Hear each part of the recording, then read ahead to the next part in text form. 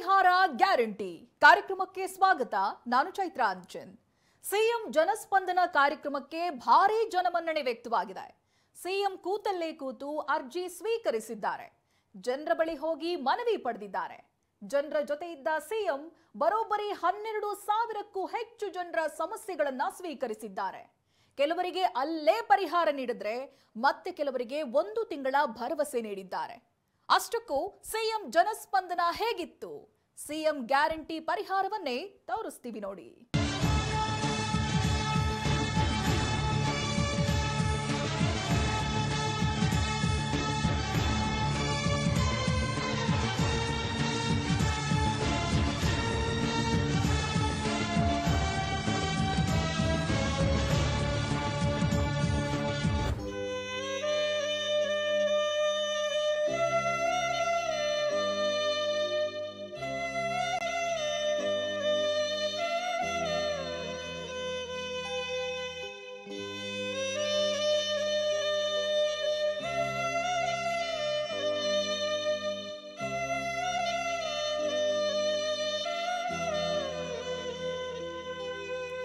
ಕಣ್ಣೀರಿಡುತ್ತಲೇ ಕನವರಿಸುತ್ತಿದ್ರು, ದುಃಖದಿಂದಲೇ ಆಗಮಿಸಿದ್ರು. ತೀರದ ಸಮಸ್ಯೆಗೆ ಸಿಎಂ ಪರಿಹಾರ ನೀಡುತ್ತಾರೆ ಎನ್ನುವ ಆಶಾಭಾವನೆಯೊಂದೇ ಎಲ್ಲರ ಮುಖದಲ್ಲೂ ಕಾಣುತ್ತಿತ್ತು. ಅಂಗವಿಕಲರು ಹೊಸ ಭರವಸೆಯೊಂದಿಗೆ ಆಗಮಿಸಿದ್ರು. ಮಗುವನ್ನ ಹೊತ್ತು ಕಷ್ಟ ತೋಡಿಕೊಳ್ಳಲು ತಾಯಿ ಬಂದಿದ್ಲು. ನಮ್ಮ ಕಷ್ಟ ಕೇಳೋರು ಯಾರು? ದೊಡ್ಡ ಸಮಸ್ಯೆಗಳನ್ನ ಬಗೆಹರಿಸುವವರು ಯಾರು? ಹಲವು ವರ್ಷಗಳಿಂದ ಬಗೆಹರಿಯದ ತೊಂದರೆ ಪರಿಹಾರಕ್ಕೆ ಏನ್ ಮಾಡಬೇಕು? ಹೀಗೆ ಸಾಲು ಸಾಲು ಪ್ರಶ್ನೆಗಳನ್ನ ಹೊತ್ತು ಬಂದಿದ್ದವರಿಗೆ ನೆರವಾಗಿದ್ದು ಸಿಎಂ ಜನಸ್ಪಂದನ ಕಾರ್ಯಕ್ರಮ.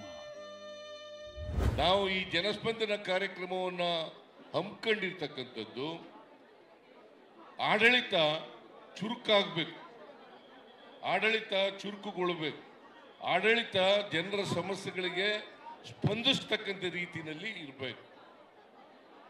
ಯಾಕಂತಂದ್ರೆ ನಾವು ಅನೇಕ ಕಾರ್ಯಕ್ರಮಗಳನ್ನು ಮಾಡ್ತೀವಿ, ಬಡವರ ಕಾರ್ಯಕ್ರಮಗಳು. ಈ ಬಡವರ ಕಾರ್ಯಕ್ರಮಗಳು ಯಾವ ಫಲಾನುಭವಿ ಇದ್ದಾನೆ ಆ ಫಲಾನುಭವಿಗೆ ನೇರವಾಗಿ ತಲುಪಬೇಕು.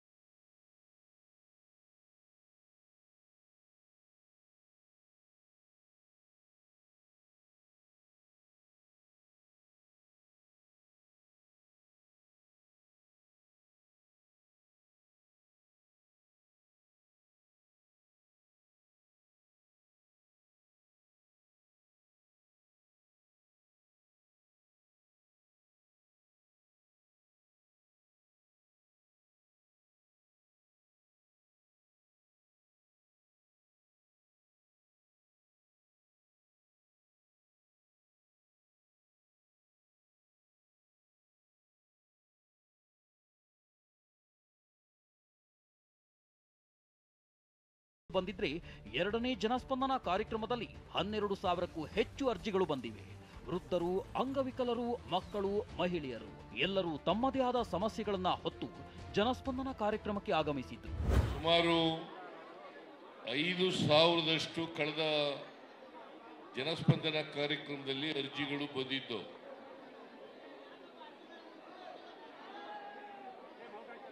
ಆ ಅರ್ಜಿಗಳಲ್ಲಿ 98%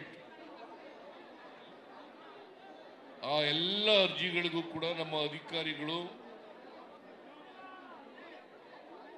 ಅವರ ಸಮಸ್ಯೆಗಳಿಗೆ ಪರಿಹಾರ ಕೊಡ್ತಕ್ಕಂಥ ಪ್ರಾಮಾಣಿಕ ಪ್ರಯತ್ನವನ್ನ ಮಾಡಿದ್ದಾರೆ. ಇನ್ನೊಂದು 2% ಮಾತ್ರ ಉಳಿದಿರಬಹುದು. 5,000ದಲ್ಲಿ 200 ಚಿಲ್ಲರೆ ಅರ್ಜಿಗಳು ಮಾತ್ರ ಉಳಿದಿದ್ದಾವೆ. ಅವು ಕೂಡ ಕೆಲವೇ ದಿನಗಳಲ್ಲಿ ಇತ್ಯರ್ಥ ಆಗ್ತವೆ. ಎರಡನೇ ಜನಸ್ಪಂದನ ಕಾರ್ಯಕ್ರಮ ಸುಮಾರು 10,000ಕ್ಕೂ ಹೆಚ್ಚು ಜನರು ತಮ್ಮ ಸಮಸ್ಯೆಗಳನ್ನ ಒತ್ತು ಇಲ್ಲಿ ಬಂದಿದ್ದೀರಿ.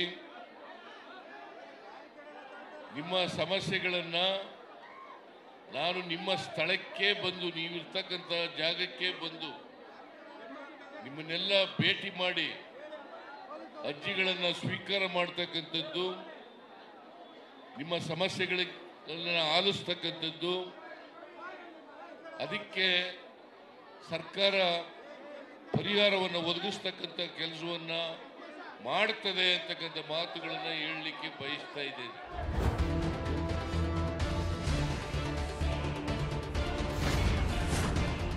ಮಗನನ್ನ ಸಾಕೋಕಾಗ್ತಿಲ್ಲ, ನೆರವು ಕೊಡಿ ಎಂದ ಮಹಿಳೆ. ಮಂಡ್ಯ ಜಿಲ್ಲೆ ಶ್ರೀರಂಗಪಟ್ಟಣ ತಾಲೂಕಿನ ಕೂಡ್ಲುಕುಪ್ಪೆ ಗ್ರಾಮದ ಮಹಿಳೆ ಕೊರೋನಾ ವೇಳೆ ಗಂಡನನ್ನ ಕಳ್ಕೊಂಡಿದ್ದಾರೆ. ವಿಕಲಚೇತನ ಮಹಿಳೆಗೆ ಮಗನನ್ನ ಸಾಕೋಕಾಗ್ತಿಲ್ಲ, ಮಗನ ಓದಿಗೆ ನೆರವು ನೀಡಿ, ಇಲ್ಲಾಂದ್ರೆ ದಯಾಮರಣ ಕೊಡಿ ಅಂತ ಕಣ್ಣೀರ್ ಹಾಕಿದ್ರು.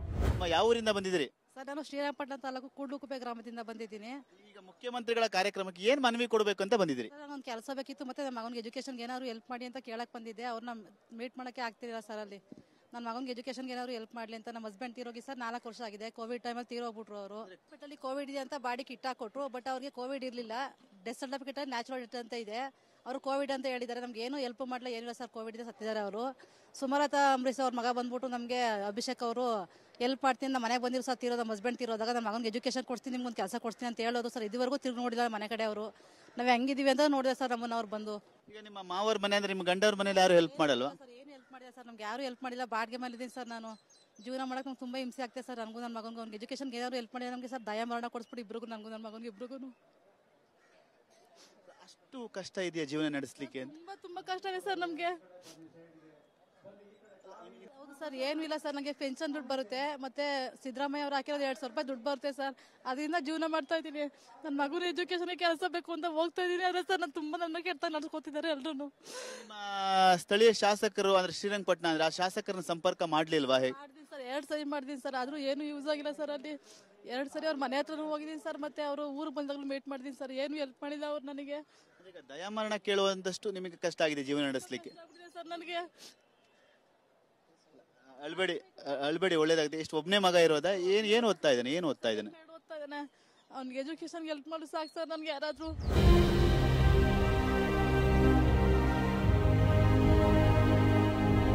ಚಿಕ್ಕಬಳ್ಳಾಪುರ ಜಿಲ್ಲೆ ಶಿಡ್ಲಘಟ್ಟ ಮೂಲದ ಶಿಕ್ಷಕಿ ಸುಷ್ಮಾಗಿ ಕ್ಯಾನ್ಸರ್ ಪೀಡಿತ ತಾಯಿಯನ್ನ ನೋಡಿಕೊಳ್ಳಲು ಆಗ್ತಿಲ್ಲ.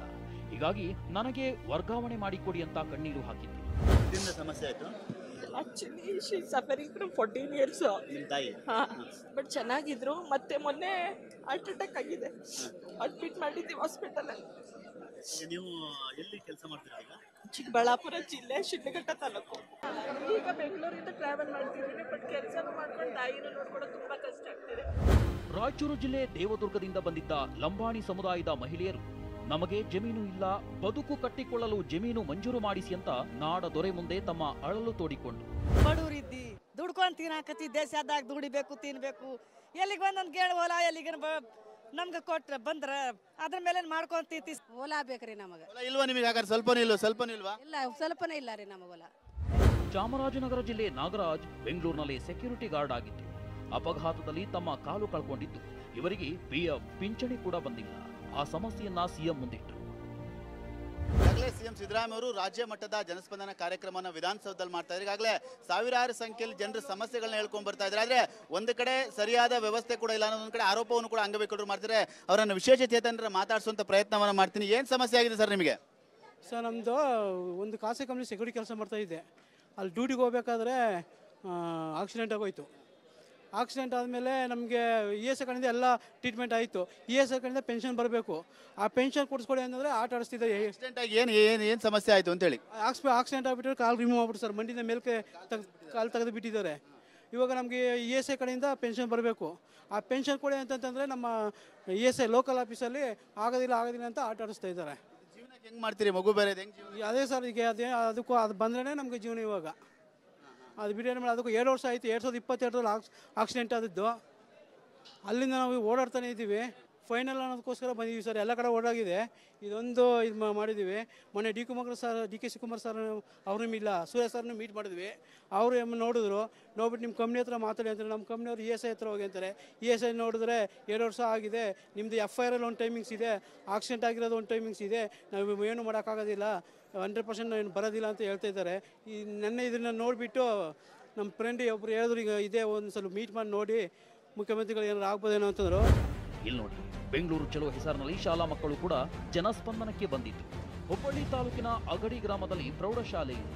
ಇಲ್ಲಿನ ನೂರಾರು ವಿದ್ಯಾರ್ಥಿಗಳು ನಿತ್ಯ 4 ಕಿಲೋಮೀಟರ್ ನಡೆದುಕೊಂಡು ಬೇರೆ ಊರಿಗೆ ಹೋಗಬೇಕು. ಹೀಗಾಗಿ ನಮ್ಮೂರಲ್ಲೇ ಪ್ರೌಢಶಾಲೆ ಆರಂಭಿಸಿ ಅಂತ ಸಿಎಂಗೆ ಮನವಿ ಸಲ್ಲಿಸಿದರು. 50 ವಿದ್ಯಾರ್ಥಿಗಳು ಹುಬ್ಬಳ್ಳಿಯಿಂದ ಬಂದಿದ್ರು. ಪ್ರೌಢಶಾಲೆ ಬೇಕು ಅಂತಾನೆ ನಮ್ಮ ಸಮಸ್ಯೆ. ಒಂದು ಊರಿಂದ ನಾವು ಇನ್ನೊಂದು ಊರಿಗೆ ನಮ್ಮ ಊರಿಂದ 4 ಕಿಲೋಮೀಟರ್ ನಡೀತಾ ಹೋಗ್ಬೇಕು. ಅದ್ರ ಸಂಬಂಧ ನಮಗೆ ಪ್ರೌಢಶಾಲೆ ಬೇಕಂತ ನಾವು 3 ವರ್ಷದಿಂದ ಅರ್ಜಿ ಸಲ್ಲಿಸಿದ್ವಿ. ಶಿಕ್ಷಣ ಮಂತ್ರಿ ಬಂದು ಎಲ್ಲ ನಿಮ್ಗೆ ನಾ ಕಟ್ಟಿಸ್ಕೊಡ್ತೀನಿ ಅಂತಂದು ಹೇಳಿದ್ರು. ಅವ್ರು ಇನ್ನೊಬ್ರು ನೋಡಿದ್ರೆ ಇನ್ನೂ ರೆಸ್ಪಾನ್ಸ ಮಾಡ್ತಿಲ್ಲ ಯಾರು. ಈಗ ಹೈಸ್ಕೂಲಿಂದ ಒಂದು ಊರು ನಡೀತಾನೆ ಹೋಗ್ಬೇಕು. 4 ಕಿಲೋಮೀಟರ್ ಇಲ್ಲ 5 ಕಿಲೋಮೀಟರ್. ಬಸ್ಸಿನ ಸೌಕರ್ಯ ಅಂಕ್ರಿ ಮೊದಲೇ ಇಲ್ಲ. ಒಂದಿನ ಬರುತ್ತೆ ಒಂದಿನ ಬರಲ್ಲ. 5 ಗಂಟೆ ಮಟ್ಟ ದಾರಿ ನೋಡಿದ್ರೆ 7:15 8 ಗಂಟೆಗೆ ಬಸ್ ಬರುತ್ತೆ. ಹಿಂಗಾಗಿ ನಮ್ಮ ಮನೆಯಲ್ಲಿ ಬಸ್ ನೀವು ನಡೀತಾ ಹೋಗೋದಾದ್ರೆ ಸ್ಕೂಲಿಗೆ ಹೋಗ್ಬೇಡ ಅಂತ ಅಂತಿದ್ದಾರೆ. ಅದಕ್ಕೆ ನಮ್ಮೂರಲ್ಲೇ ನಮಗೆ ಪ್ರೌಢಶಾಲೆ ಆದರೆ ನಮ್ಗೆ ಅನುಕೂಲ ಆಕತಿ ಅಂತಂದೇಳಿ ನಾವು ಮಕ್ಕಳು ಓದಬೇಕು, ಮಗು ಕಲಿಬೇಕು ಅಂತಂದ ಸಂದರ್ಭದಲ್ಲಿ ಬಸ್ ಇಲ್ಲ ಅಂತೇಳಿ ಮನೇಲಿ ಕಳಿಸ್ಬೇಡಿ ಹೋಗ್ಬೇಡಿ ಅಂತಂದಾಗ ಬೇಜಾರಾಗಲ್ವಾ?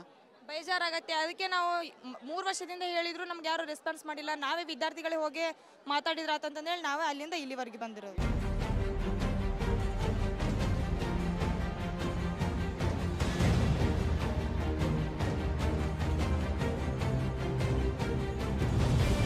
ಹಾಸನ ಜಿಲ್ಲೆ ಅರಸೀಕೆರೆ ತಾಲೂಕಿನ ಜಾಡಘಟ್ಟ ಗ್ರಾಮದಿಂದ ಮಗುವನ್ನ ಹೊತ್ತುಕೊಂಡು ಬಂದಿದ್ದ ಮಹಿಳೆ ಸಿಎಂ ಬಳಿ ಕೆಲಸಕ್ಕಾಗಿ ಮೊರೆ ಇಟ್ಟರು. ಮಗು ಮತ್ತು ಪತಿ ಇಬ್ಬರು ಅಂಗವಿಕಲರು. ನನಗೆ ಸಹಾಯ ಮಾಡಿ ಅಂತ ಕೇಳಲು ಬಂದಿತ್ತು. ಅಂದರೆ ಸಮಸ್ಯೆ ಇರೋದು ನನ್ನ ಮಗ ಹ್ಯಾಂಡಿಕ್ಯಾಫ್ಟ್ ಇದ್ದಾನೆ, ನಮ್ಮ ಹಸ್ಬೆಂಡ್ ಹ್ಯಾಂಡಿಕ್ಯಾಫ್ಟ್ ಇದ್ದಾರೆ ಸರ್. ನಾವು ಕೂಲಿ ಮಾಡ್ಕೊಂಡಿರೋದು ಸರ್. ಅಂದರೆ ನಾನು MA BEd ಮಾಡಿದ್ದೀನಿ ಸರ್. ಅಂದರೆ ಇಷ್ಟಿನವರೆಗೂ ಟೀಚರ್ ಪೋಸ್ಟಿಗೆ ಕಾಯ್ತಾ ಇದ್ದೀನಿ ಸರ್. ಯಾವುದು ಕಾಲ ಆಗ್ತಾ ಇಲ್ಲ, ಮತ್ತು ನಮಗೂ ಅನುಕೂಲ ಆಗ್ತಾ ಇಲ್ಲ ಸರ್. ನಮಗೆ ಕಷ್ಟಕ್ಕೆ ಏನು ಪರಿಹಾರ ಕೊಡ್ತಾರೆ ಅಂತ ಕೇಳೋದಕ್ಕೆ ಬಂದಿದ್ದೀನಿ ಸರ್. ಸಿಎಂನ ಭೇಟಿ ಮಾಡಿ ಯಾವ ರೀತಿಯ ಪರಿಹಾರಕ್ಕೆ ಅವ್ರ ಮುಂದೆ ಒಂದು ಮನವಿ ಮಾಡ್ತೀರಾ ಅಂತ? ಅಂದರೆ ಸರ್ ನನಗೆ ಜಾಬ್ ಏನಾದರೂ ಕೊಡಿಸಿ ಅಂತ ಕೇಳ್ತೀನಿ ಸರ್.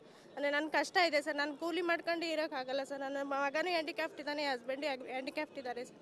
ಮುಂದೆ ತುಂಬ ಕಷ್ಟ ಆಗುತ್ತೆ. ಅದಕ್ಕೋಸ್ಕರ ಒಂದು ಜಾಬ್ ಯಾವುದಾದ್ರೂ ಅಲರ್ಟ್ ಮಾಡಿಕೊಟ್ರೆ ನನಗೆ ಅನುಕೂಲ ಆಗುತ್ತೆ ಅಂತ ಕೇಳೋದಕ್ಕೆ ಬಂದಿದ್ದೀನಿ ಸರ್. ಮನವಿ ಸ್ವೀಕರಿಸಿದ ವೇಗದಲ್ಲೇ ಪರಿಹಾರ ಒದಗಿಸಿದ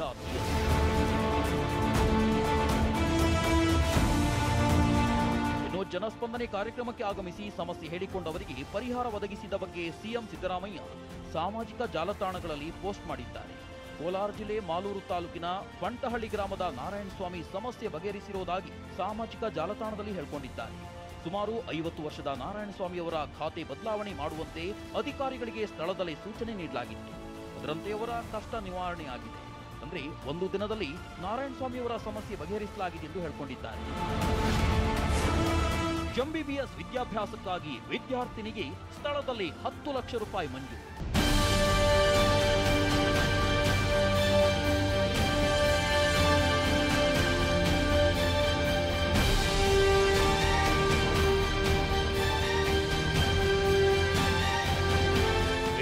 ನೂರ್ ಫಾತಿಮಾ ಎಂಬ ವಿದ್ಯಾರ್ಥಿನಿ ಕಜಕಿಸ್ತಾನದಲ್ಲಿ MBBS ವಿದ್ಯಾಭ್ಯಾಸಕ್ಕಾಗಿ ಸಿಎಂಗೆ ಮನವಿ ಸಲ್ಲಿಸಿತು.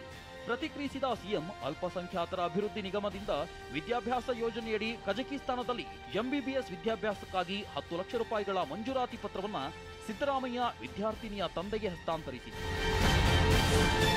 ಕಿಡ್ನಿ ವೈಫಲ್ಯದಿಂದ ಬಳಲುತ್ತಿದ್ದ ವ್ಯಕ್ತಿಗೆ ಸ್ಥಳದಲ್ಲಿ 4 ಲಕ್ಷ ರೂಪಾಯಿ ಧನ ಸಹಾಯ.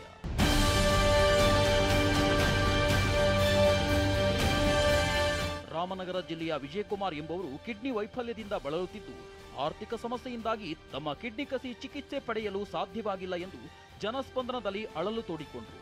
ಮುಖ್ಯಮಂತ್ರಿಗಳ ಪರಿಹಾರ ನಿಧಿಯಿಂದ 4 ಲಕ್ಷ ರೂಪಾಯಿಗಳ ಧನ ಸಹಾಯವನ್ನ ಸ್ಥಳದಲ್ಲಿಯೇ ಮಂಜೂರು ಮಾಡಿರುವುದಾಗಿ ಸಿಎಂ ಸಾಮಾಜಿಕ ಜಾಲತಾಣ ಎಕ್ಸ್ನಲ್ಲಿ ತಿಳಿಸಿದ್ದಾರೆ.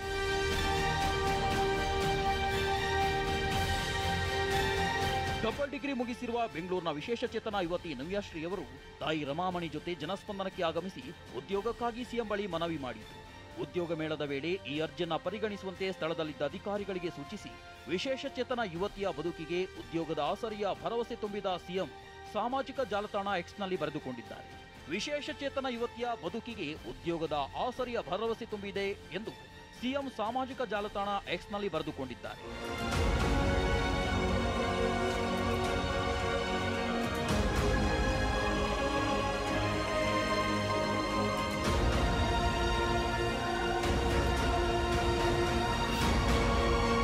ಬೆಳಗಾವಿ ಜಿಲ್ಲೆ ಸುರೇಶ್ ತುಕಾರಾಂ ಫೋಂಡೆಯವರು ತಮ್ಮ ಜಮೀನಿನಲ್ಲಿ ದೀಪಕ್ ಪಟೇಲ್ ಎಂಬ ವ್ಯಕ್ತಿ ಅನುಮತಿ ಇಲ್ಲದೆ ಮಣ್ಣು ತೆಗೆಯುತ್ತಿದ್ದು, ಈ ಬಗ್ಗೆ ಸಂಬಂಧಪಟ್ಟ ಅಧಿಕಾರಿಗಳು ಕಳವು ಪ್ರಕರಣ ದಾಖಲಿಸಿಕೊಂಡಿಲ್ಲ. ಇದರಿಂದ ತಮಗೆ ಅನ್ಯಾಯವಾಗಿದೆ ಎಂದು ಜನಸ್ಪಂದನ ಕಾರ್ಯಕ್ರಮದಲ್ಲಿ ನೋವು ತೋಡಿಕೊಂಡರು. ತಕ್ಷಣ ಪೊಲೀಸ್ ಅಧಿಕಾರಿಯಾದ ದಯಾನಂದ್ಗೆ ಪ್ರಕರಣ ಪರಿಶೀಲಿಸುವಂತೆ ಸೂಚಿಸಿದ್ದಾರೆ. ದಯಾನಂದ್ ಜಿಲ್ಲೆಯ ಪೊಲೀಸ್ ವರಿಷ್ಠಾಧಿಕಾರಿಗಳಿಗೆ ಮಾತನಾಡಿ ಕ್ರಮ ವಹಿಸಲು ನಿರ್ದೇಶನ ನೀಡಿದ್ದು, ಅನ್ಯಾಯಕ್ಕೊಳಗಾದ ವ್ಯಕ್ತಿಗೆ 100% ನ್ಯಾಯ ದೊರಕಲಿದೆ ಎಂದು ಸಿಎಂ ತಿಳಿಸಿದ್ದಾರೆ. ನಮ್ಮ ಮೇಲೆ ನಂಬಿಕೆ ಇಟ್ಟು ಅಹವಾಲು ಹೊತ್ತು ದೂರದ ಊರುಗಳಿಂದ ಜನಸ್ಪಂದನ ಕಾರ್ಯಕ್ರಮಕ್ಕೆ ಆಗಮಿಸಿದ್ದಾರೆ. ಇವರ ನಂಬಿಕೆಯನ್ನು ಉಳಿಸಿಕೊಳ್ಳುವ ಪ್ರಾಮಾಣಿಕ ಪ್ರಯತ್ನವನ್ನ ಖಂಡಿತ ಮಾಡುತ್ತೇವೆ ಎಂದು ಸಿಎಂ ರಾಜ್ಯದ ಜನಗಳಿಗೆ ಭರವಸೆ ನೀಡಿದ್ದಾರೆ.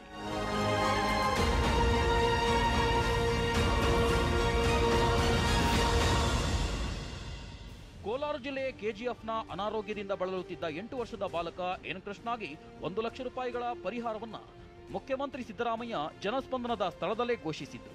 ಅಪಘಾತಕ್ಕೊಳಗಾದ ಲೋಕೇಶ್ ಪುಟ್ಟನಾಯಕಗೆ ಮುಖ್ಯಮಂತ್ರಿಗಳ ಪರಿಹಾರ ನಿಧಿಯಿಂದ 50,000 ರೂಪಾಯಿಗಳ ಪರಿಹಾರವನ್ನ ಜನಸ್ಪಂದನದ ಸ್ಥಳದಲ್ಲಿಯೇ ಘೋಷಿಸಿ ಪರಿಹಾರ ಬಿಡುಗಡೆ ಪತ್ರ ನೀಡಿದರು.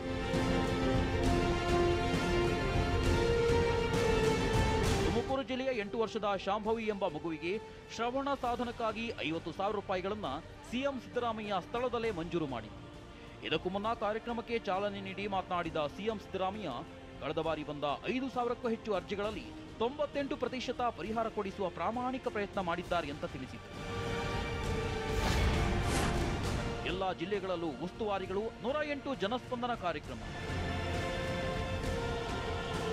ಇಲ್ಲಿವರೆಗೆ ನಮ್ಮ ಸರ್ಕಾರ ಬಂದ ಮೇಲೆ ಎಲ್ಲ ಜಿಲ್ಲೆಗಳಲ್ಲಿ ಎಲ್ಲ ಜಿಲ್ಲಾ ಮಂತ್ರಿಗಳು ಕೂಡ 108 ಜನಸ್ಪಂದನ ಕಾರ್ಯಕ್ರಮಗಳನ್ನು ಮಾಡಿದ್ದಾರೆ. ನಮ್ಮ ಉದ್ದೇಶ ಸರ್ಕಾರವನ್ನ ಜನರ ಬಳಿಗೆ ಕೊಂಡೊಯ್ಯಬೇಕು ಅಂತಕ್ಕಂಥದ್ದು ಉದ್ದೇಶ. ಇಷ್ಟೇ ಅಲ್ಲ, ನೀವಿದ್ದಲ್ಲಿಗೆ ಬಂದು ಸಮಸ್ಯೆಗಳನ್ನು ಆಲಿಸುವ ಕೆಲಸ ಮಾಡಿದ್ದೇವೆ.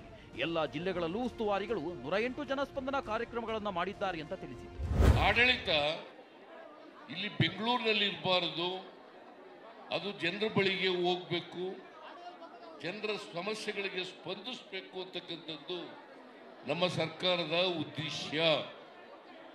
ಯಾಕಂತಂದ್ರೆ ನಾನು ಅನೇಕ ಸಾರಿ ನೋಡಿದ್ದೇನೆ. ನಾನು ಹಿಂದೆ ಮುಖ್ಯಮಂತ್ರಿ ಆಗಿರುವಾಗ, ಈಗ 2ನೇ ಬಾರಿ ಮುಖ್ಯಮಂತ್ರಿ ಆದಾಗ ಜನರು ಸಣ್ಣ ಪುಟ್ಟ ಸಮಸ್ಯೆಗಳನ್ನೆಲ್ಲ ಬೆಂಗಳೂರಿಗೆ ಒತ್ಕೊಂಡು ಬರ್ತಕ್ಕಂಥ ಪರಿಸ್ಥಿತಿ ಇರಬಾರದು. ಯಾಕಂತಂದ್ರೆ ಸ್ಥಳೀಯ ಮಟ್ಟದಲ್ಲೇ, ಜಿಲ್ಲಾ ಮಟ್ಟದಲ್ಲಿ, ತಾಲೂಕು ಮಟ್ಟದಲ್ಲಿ ಜನರ ಸಮಸ್ಯೆಗಳಿಗೆ ಪರಿಹಾರವನ್ನು ಒದಗಿಸಿಕೊಡಬೇಕು ಅಂತಕ್ಕಂಥದ್ದು ನಮ್ಮ ಸರ್ಕಾರದ ಉದ್ದೇಶ. ತಾಲೂಕು ಮಟ್ಟದಲ್ಲಿ, ಜಿಲ್ಲಾ ಮಟ್ಟದಲ್ಲಿ ಸಮಸ್ಯೆ ಪರಿಹಾರವಾಗದಿದ್ರೆ ರಾಜ್ಯ ಮಟ್ಟಕ್ಕೆ ಬಂದ್ರೆ ನಾನು ಪರಿಹಾರ ಮಾಡ್ತೀನಿ ಅಂತ ತಿಳಿಸಿದ್ರು. ಜೊತೆಗೆ ಆ ಸಮಸ್ಯೆಗಳು ಕಾನೂನಾತ್ಮಕ ಮತ್ತು ಪರಿಹರಿಸುವ ಸಮಸ್ಯೆಯಾಗಿರಬೇಕೆಂದು ತಿಳಿಸಿದ್ರು. ಒಂದು ವೇಳೆ ತಾಲೂಕು ಮಟ್ಟದಲ್ಲಿ, ಜಿಲ್ಲಾ ಮಟ್ಟದಲ್ಲಿ ನಿಮ್ಮ ಸಮಸ್ಯೆಗಳಿಗೆ ಪರಿಹಾರ ಸಿಕ್ಕದೆ ಹೋದರೆ, ಅದು ರಾಜ್ಯ ಮಟ್ಟಕ್ಕೆ ಬಂದರೆ ನಾನು ಆ ಸಮಸ್ಯೆಗಳಿಗೆ ಪರಿಹಾರ ಕೊಡ್ತಕ್ಕಂಥ ಪ್ರಯತ್ನವನ್ನು ಮಾಡ್ತೇವೆ. ಆದರೆ ನಿಮ್ಮ ಸಮಸ್ಯೆಗಳು ಕಾನೂನುಬದ್ಧವಾಗಿದ್ದರೆ, ನಿಮ್ಮ ಸಮಸ್ಯೆಗಳು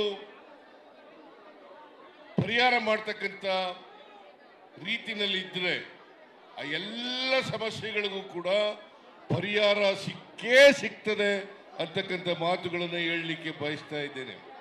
ಅದರಿಂದ ಈಗ ನೀವು ನವೆಂಬರ್ 27ನೇ ತಾರೀಕು ಕೊಟ್ಟಿದ್ದಂಥ ಅರ್ಜಿಗಳಿಗೆ 98% ಪರಿಹಾರ ಆಗಿದೆ ಅಂತಂದ್ರೆ ಬಹುತೇಕವಾಗಿ ಎಲ್ಲ ಸಮಸ್ಯೆಗಳಿಗೂ ಕೂಡ ಪರಿಹಾರವನ್ನು ಕೊಡ್ತಕ್ಕಂಥ ಪ್ರಯತ್ನವನ್ನು ಮಾಡಿದ್ದೀವಿ. ನಾನು ಅಧಿಕಾರಿಗಳಿಗೆ ಸ್ಪಷ್ಟ ಸೂಚನೆಯನ್ನು ಕೊಟ್ಟಿದ್ದೇನೆ. 3 ತಿಂಗಳೊಳಗಡೆ ಎಲ್ಲ ಅರ್ಜಿಗಳ ವಿಲೇವಾರಿ ಬೇಕು, ಅವರ ಸಮಸ್ಯೆಗಳಿಗೆ ಪರಿಹಾರವನ್ನು ಕೊಡಬೇಕು.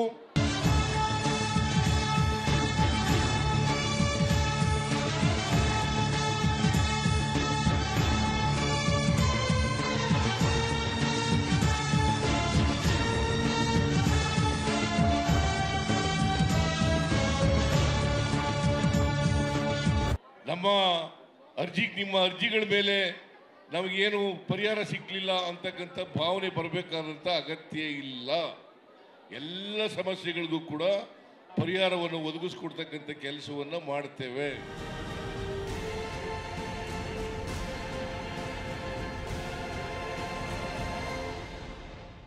ಜನರು ಸಮಸ್ಯೆ ಹೇಳ್ಕೊಂಡು ಬಂದ್ರೆ ಜಿಲ್ಲಾ ಮಟ್ಟದಲ್ಲೇ ಸಮಸ್ಯೆ ಬಗೆಹರಿಸಬೇಕು ಅಂತ ಸಿಎಂ ಸಿದ್ದರಾಮಯ್ಯ ಅಧಿಕಾರಿಗಳಿಗೆ ಖಡಕ್ ಎಚ್ಚರಿಕೆ ನೀಡಿದ್ದಾರೆ.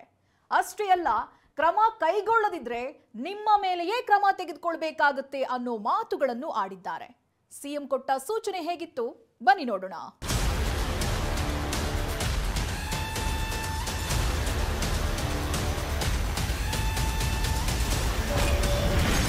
ಸಮಸ್ಯೆಗಳನ್ನ ಶೀಘ್ರವಾಗಿ ಬಗೆಹರಿಸಬೇಕೆಂದು ಅಧಿಕಾರಿಗಳಿಗೆ ಸಿಎಂ ಸೂಚನೆ. ಜನರ ಅಹವಾಲು ಆಲಿಸಿದ ಬಳಿಕ ಮಾತನಾಡಿದ ಸಿಎಂ ಸಿದ್ದರಾಮಯ್ಯ, ರಾಜ್ಯದ ಯಾವುದೇ ಜಿಲ್ಲೆಯಲ್ಲಿ ಜನ ಸಮಸ್ಯೆಗಳನ್ನ ಹೇಳ್ಕೊಂಡು ಬಂದರೂ ಶೀಘ್ರ ಪರಿಹಾರ ಮಾಡಬೇಕಂತ ಅಧಿಕಾರಿಗಳಿಗೆ ಎಚ್ಚರಿಕೆ ನೀಡಿದ್ರು. ಸಮಸ್ಯೆ ಬಂದ 1 ತಿಂಗಳೊಳಗೆ ಪರಿಹಾರ ನೀಡಬೇಕಂತ ಸೂಚನೆ ಕೊಟ್ಟರು. ಎಲ್ಲ ಅಧಿಕಾರಿಗಳು ಕೂಡ ನಾನು ಅವರಿಗೆ ಎಚ್ಚರಿಕೆಯ ಮಾತುಗಳನ್ನು ಹೇಳಲಿಕ್ಕೆ ಬಯಸ್ತಾ ಇದ್ದೇನೆ. ಯಾವುದೇ ಕಾರಣಕ್ಕೆ ಜನರು ನಿಮ್ಮ ಬಳಿ ಬಂದಾಗ, ಸಮಸ್ಯೆಗಳನ್ನು ಒತ್ತುಕೊಂಡು ನಿಮ್ಮ ಬಳಿ ಬಂದಾಗ, ನಿಮ್ಮ ಹಂತದಲ್ಲಿ ಬಗೆಹರಿಸಲಿಕ್ಕೆ ಸಾಧ್ಯ ಆದರೆ ಅದನ್ನು ಮಾಡಿಕೊಡ್ಲೇಬೇಕು ಅಂತೇಳಿ ಅವರಿಗೆ ಎಚ್ಚರಿಕೆಯ ಮಾತುಗಳನ್ನು ಹೇಳಲಿಕ್ಕೆ ಬಯಸ್ತೇನೆ. ಜನರ ಸಮಸ್ಯೆ ಅರ್ಜಿಗೆ ಕಾನೂನು ತೊಡಕಿದ್ರೆ ಹಿಂಬರಹದ ಮೂಲಕ ಸೂಕ್ತ ಕಾರಣ ನೀಡಿ ಅರ್ಜಿದಾರರಿಗೆ ತಿಳಿಸುವಂತೆ ಸಿಎಂ ಅಧಿಕಾರಿಗಳಿಗೆ ಖಡಕ್ ಸೂಚನೆ ನೀಡಿದ್ದಾರೆ. ಜಿಲ್ಲಾ ಮತ್ತು ತಾಲೂಕು ಮಟ್ಟದಲ್ಲಿ ಸಮಸ್ಯೆ ಬಗೆಹರಿಸಬೇಕು. ಈ ರೀತಿಯ ಅರ್ಜಿಗಳು ಬೆಂಗಳೂರಿಗೆ ಬರದಂತೆ ನೋಡಿಕೊಳ್ಳಲು ಸಿಎಂ ಅಧಿಕಾರಿಗಳಿಗೆ ಸೂಚಿಸಿದ್ದಾರೆ. ನಿರ್ಲಕ್ಷ್ಯ ವಹಿಸಿದ್ರೆ ಅಂತಹ ಅಧಿಕಾರಿಗಳ ವಿರುದ್ಧ ನಿರ್ದಾಕ್ಷಿಣ್ಯವಾಗಿ ಕ್ರಮ ಜರುಗಿಸುವುದಾಗಿ ಸಿಎಂ ಖಡಕ್ ಸಂದೇಶ ರವಾನಿಸಿದ್ದಾರೆ. 1 ತಿಂಗಳೊಳಗಡೆ ಅವರಿಗೆ ಅವರ ಅರ್ಜಿಗಳಿಗೆ ಆ ಅರ್ಜಿಗಳನ್ನು ವಿಲೇವಾರಿ ಮಾಡ್ತಕ್ಕಂಥ ಕೆಲಸವನ್ನು ಅಧಿಕಾರಿಗಳು ಮಾಡಬೇಕು. ಅದು ಸೆಕ್ರೆಟರಿಗಳಿರ್ಬೋದು, ಜಿಲ್ಲಾಧಿಕಾರಿಗಳಿರ್ಬೋದು, ಅಥವಾ ಜಿಲ್ಲಾ ಮಟ್ಟದ ಅಧಿಕಾರಿಗಳಿರ್ಬೋದು, ತಾಲೂಕು ಮಟ್ಟದ ಅಧಿಕಾರಿಗಳಿರ್ಬೋದು. ಅವುಗಳನ್ನು ಮಾಡ್ತಕ್ಕಂಥದ್ದನ್ನು ಮಾಡಲೇಬೇಕು ಅಂತಕ್ಕಂಥ ಒತ್ತಾಯವನ್ನು, ಆಗ್ರಹವನ್ನು ಅವರಿಗೆ ಮಾಡಲಿಕ್ಕೆ ಬಯಸ್ತಾ ಇದ್ದೇನೆ. ಜನಸ್ಪಂದನ ಕಾರ್ಯಕ್ರಮದಲ್ಲಿ ಒಟ್ಟು 12,000 ಅರ್ಜಿಗಳನ್ನು ಸ್ವೀಕರಿಸಲಾಗಿದ್ದು 20,000ಕ್ಕೂ ಹೆಚ್ಚು ಜನ ಆಗಮಿಸಿದ್ರು. ಅತಿ ಹೆಚ್ಚಾಗಿ ಕಂದಾಯ ಇಲಾಖೆಗೆ ಸಂಬಂಧಿಸಿದ ದೂರುಗಳು ಸ್ವೀಕೃತವಾಗಿವೆ. ಸ್ಥಳದಲ್ಲಿಯೇ 246 ಅರ್ಜಿಗಳು ಇತ್ಯರ್ಥವಾಗಿದ್ದು 12,126 ಅರ್ಜಿಗಳು ವಿಲೇವಾರಿಗೆ ಬಾಕಿ ಇವೆ. 36 ಇಲಾಖೆಗಳ ಸುಮಾರು 30ಕ್ಕೂ ಹೆಚ್ಚು ಸ್ಟಾಲ್ಗಳಲ್ಲಿ ಜನರಿಂದ ಅಹವಾಲು ಸ್ವೀಕರಿಸಲಾಯಿತು. ಕಂದಾಯ ಇಲಾಖೆಗೆ ಅತಿ ಹೆಚ್ಚು ಅಂದ್ರೆ 3,150 ಅರ್ಜಿಗಳು ಸ್ವೀಕಾರವಾಗಿದ್ರೆ ಮುಖ್ಯ ಕಾರ್ಯದರ್ಶಿಗಳ ಕಚೇರಿಗೆ 1 ಅರ್ಜಿ ಸ್ವೀಕಾರವಾಗಿದೆ. ಕಂದಾಯ ಇಲಾಖೆಗೆ ಹೆಚ್ಚು ಅರ್ಜಿ ಬಂದಿದ್ರಿಂದ 3 ಕೌಂಟರ್ಗಳನ್ನು ತೆರೆಯಲಾಗಿತ್ತು. ವಸತಿ ಇಲಾಖೆಗೆ 1,500 ಅರ್ಜಿಗಳು ಸ್ವೀಕಾರವಾಗಿ 2ನೇ ಸ್ಥಾನದಲ್ಲಿದೆ. ಮಹಿಳಾ ಮತ್ತು ಮಕ್ಕಳ ಕಲ್ಯಾಣ ಇಲಾಖೆಗೆ 903 ಅರ್ಜಿಗಳು ಸಲ್ಲಿಕೆಯಾಗಿವೆ. ಹಾಗಾದ್ರೆ ಅತಿ ಹೆಚ್ಚು ಅರ್ಜಿಗಳು ಬಂದಿರುವ ಇಲಾಖೆಗಳನ್ನ ನೋಡೋದಾದ್ರೆ ಕಂದಾಯ ಇಲಾಖೆಗೆ ಅತಿ ಹೆಚ್ಚು ಅಂದ್ರೆ 3,150 ಅರ್ಜಿಗಳು ಸ್ವೀಕಾರವಾಗಿವೆ. ವಸತಿ ಇಲಾಖೆಗೆ 1,500 ಅರ್ಜಿಗಳು ಸ್ವೀಕಾರವಾಗಿ 2ನೇ ಸ್ಥಾನದಲ್ಲಿದೆ. ಮಹಿಳಾ ಮತ್ತು ಮಕ್ಕಳ ಕಲ್ಯಾಣ ಇಲಾಖೆಗೆ 903 ಅರ್ಜಿಗಳು ಸಲ್ಲಿಕೆಯಾಗಿವೆ. ಸಮಾಜ ಕಲ್ಯಾಣ ಇಲಾಖೆಗೆ 870, ಶಾಲಾ ಶಿಕ್ಷಣ ಮತ್ತು ಸುರಕ್ಷತಾ ಇಲಾಖೆಗೆ 670, ನಗರಾಭಿವೃದ್ಧಿ ಇಲಾಖೆಗೆ 600, ಹಿಂದುಳಿದ ವರ್ಗಗಳ ಇಲಾಖೆಗೆ 543 ಹಾಗೂ ಗ್ರಾಮೀಣಾಭಿವೃದ್ಧಿ ಮತ್ತು ಪಂಚಾಯತ್ ರಾಜ್ ಇಲಾಖೆಗೆ 520 ಅರ್ಜಿಗಳು ಸಲ್ಲಿಕೆಯಾಗಿವೆ. ಜನಸ್ಪಂದನ ಫಲಶ್ರುತಿ ಕೊಡುವ ಕಾರ್ಯಕ್ರಮವಾಗಿದೆ ಎಂದು ಸಚಿವ ಎಚ್.ಕೆ. ಪಾಟೀಲ್ ಹೇಳಿದ್ದಾರೆ. ಜನಸ್ಪಂದನ ಕಾರ್ಯಕ್ರಮದಲ್ಲಿ ತಾವೆಲ್ಲ ನೋಡಿದ್ರಿ, 20-25 ಸಾವಿರಕ್ಕೂ ಹೆಚ್ಚು ಜನ ಬಂದಿದ್ದರು. ಸುಮಾರು 12,423 ಅರ್ಜಿಗಳು, ಟೋಟಲ್ 12,423 ಅಪ್ಲಿಕೇಶನ್ಸ್ ಸ್ವೀಕೃತವಾಗಿವೆ. ಕಾರ್ಯಕ್ರಮ ಅತ್ಯಂತ ಪರಿಣಾಮಕಾರಿಯಾಗಿ ಹಾಗೂ ಫಲಶ್ರುತಿ ನೀಡುವ ಕಾರ್ಯಕ್ರಮವಾಗಿ ಜನರಿಗೆ ಮುಟ್ಟಿದೆ. ಜನಸ್ಪಂದನಕ್ಕೆ 20,000ಕ್ಕೂ ಹೆಚ್ಚು ಜನ ಬಂದಿದ್ರೆ 12,000ಕ್ಕೂ ಹೆಚ್ಚು ಮಂದಿ ಸಮಸ್ಯೆ ಬಗ್ಗೆ ಮನವಿ ಸಲ್ಲಿಸಿದ್ದಾರೆ. ಇನ್ನು ಕಾರ್ಯಕ್ರಮಕ್ಕೆ ಬಂದವರಿಗೆ ಮೆಜೆಸ್ಟಿಕ್ನಿಂದ ಉಚಿತ ಬಸ್ ವ್ಯವಸ್ಥೆಯನ್ನು ಕಲ್ಪಿಸಲಾಗಿತ್ತು ಮತ್ತು ಬೆಳಗಿನ ಉಪಹಾರ ಮತ್ತು ಮಧ್ಯಾಹ್ನದ ಭೋಜನ ವ್ಯವಸ್ಥೆಯನ್ನು ಮಾಡಲಾಗಿತ್ತು.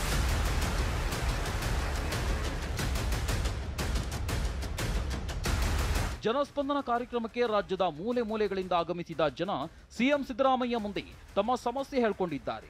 ಈಗಾಗಲೇ ಬಹುತೇಕ ಸಮಸ್ಯೆಗಳಿಗೆ ಅಧಿಕಾರಿಗಳು ಪರಿಹಾರ ನೀಡಿದ್ದು, ಕೆಲ ಕ್ಲಿಷ್ಟ ಸಮಸ್ಯೆಗಳು ಮಾತ್ರ ಬಾಕಿ ಉಳ್ಕೊಂಡಿವೆ. ಕಾನೂನು ತೊಡಕುಗಳನ್ನು ನಿವಾರಿಸಿ ಪರಿಹಾರ ಒದಗಿಸುವ ಪ್ರಯತ್ನವನ್ನ ಅಧಿಕಾರಿಗಳು ಮಾಡುತ್ತಿದ್ದಾರೆ. ಒಟ್ನಲ್ಲಿ ಜನಸ್ಪಂದನ ಕಾರ್ಯಕ್ರಮದ ಮೂಲಕ ಸಮಸ್ಯೆಗಳನ್ನ ಬಡ ಜನರು ನೇರವಾಗಿ ಸಿಎಂ ಬಳಿಯೇ ಹೇಳಿಕೊಳ್ಳುವುದಕ್ಕೆ ಅವಕಾಶ ಸಿಕ್ಕಿದ್ದಕ್ಕೆ ಸಂತಸಗೊಂಡಿದ್ದಾರೆ.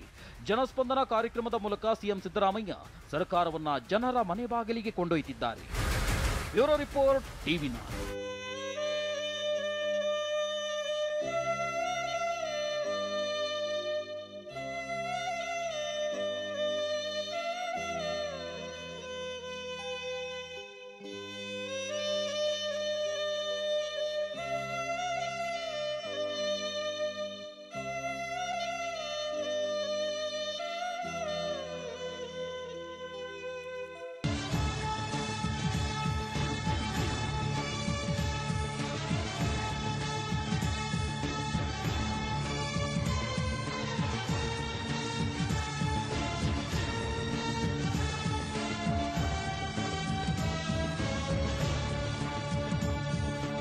ಇದೇ ಈ ಹೊತ್ತಿನ ಕಾರ್ಯಕ್ರಮ. ನಿರಂತರ ಸುದ್ದಿಗಾಗಿ ನೋಡ್ತಾ ಇರಿ ಟಿವಿ 9.